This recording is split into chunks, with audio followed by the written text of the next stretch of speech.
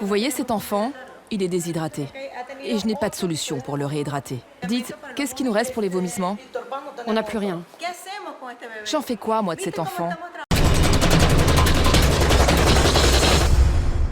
Tout naturellement, ce magazine a un prisme géopolitique. Depuis le début de l'année, d'ailleurs, j'étais en Corée du Sud, j'étais au Japon. Venezuela, bon, ça a été une tentative parce que, comme vous le savez, j'ai été remis dans l'avion aussitôt arrivé sur place. Dès qu'on sort une caméra aujourd'hui à Caracas, c'est pire qu'à Téhéran, en fait, on vous tombe dessus. J'avais fait une demande de visa de journaliste au consulat du Venezuela ici à Paris.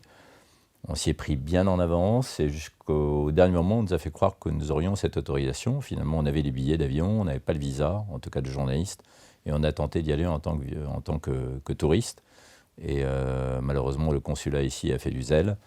Et sur place, on a été retenu en zone de transit et condamné à reprendre le vol dans l'autre sens. C'était un vol Air France, avec mon équipe. Et sur 5 que nous étions, il y en a un qui est passé entre les mailles du filet et qui a pu réaliser le programme que nous avions prévu sur place. Ce qui se passe aujourd'hui dans le pays, c'est une crise humanitaire. D'abord, le Venezuela, ce n'est pas la première fois qu'on s'intéresse au sujet, puisque j'ai été au Venezuela déjà il y a 4-5 ans. On avait fait un film sur Chavez, sur le régime de Chavez, avant qu'il ne meure, en 2013. Pour se laver, il n'y a ni savon ni antiseptique. La pénurie est totale. Ce que j'ai pu constater à travers ce reportage, qui a été réalisé par François Cardona, c'est qu'on va de mal en pis et que le socialisme utopiste peut mener à des catastrophes. Mais ça, on le savait déjà, toute l'histoire du XXe siècle le démontre à travers le communisme. Et donc, vous pouvez voir ce soir un documentaire qui est assez extraordinaire, assez unique, assez dérangeant, choquant, parce que les médias internationaux s'intéressent peu au Venezuela.